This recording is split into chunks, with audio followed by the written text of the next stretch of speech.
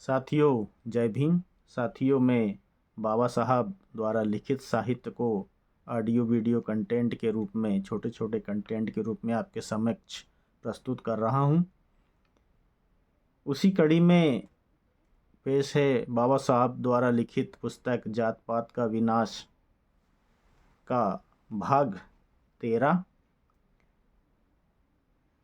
जाति प्रथा ने आचरण को नष्ट किया।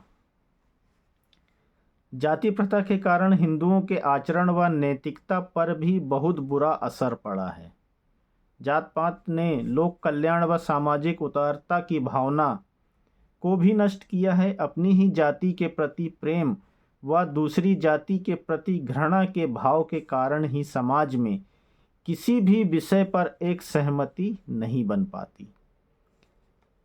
एक हिंदू के लिए उसकी जाति ही उसका एकमात्र समाज है। उसकी जाति के लोग ही उसकी जनता है। उसका समर्पण, निष्ठा व सामाजिक जिम्मेदारी की भावना केवल अपनी जाति तक ही सीमित है। जाति भेद के कारण अच्छे गुण व अच्छा आचरण भी जाति की सीमा तक ही रह गए हैं। इस प्रकार यदि कोई व्यक्ति विद्वान, योग्य व नेक है, लेकिन यदि वह अपनी जाति का नहीं है तो उसके प्रति कोई इज्जत, सम्मान, श्रेष्ठ गुणों की प्रशंसा, सहानुभूति तथा जरूरतमंद के लिए उदार व सहयोग के भाव का पूरी तरह से अभाव रहता है। गैर जाति के पीड़ित व्यक्ति की पुकार को कोई नहीं सुनता। यदि करुणा, दया और सहानुभूति के भाव पैदा होते हैं तो वे खुद की जाति के लिए शुरू होते हैं और खुद की जाति तक ही समाप्त हो जाते हैं। दूसरी जाति के व्यक्ति के लिए हमदर्दी का कोई स्थान नहीं रहता है। इसका हकदार वह नहीं समझा जाता है। क्या एक हिंदू किसी महान सज्जन व नेक व्यक्ति का नेतृत्व स्वीकार कर लेगा? इसका उत्तर यह होगा कि अपवाद के रूप में साधु महात्मा के अलावा हिंदू उस व्यक्ति की अगुवाई कतई स्वीकार नहीं करेगा जो उसकी जाति का नहीं है।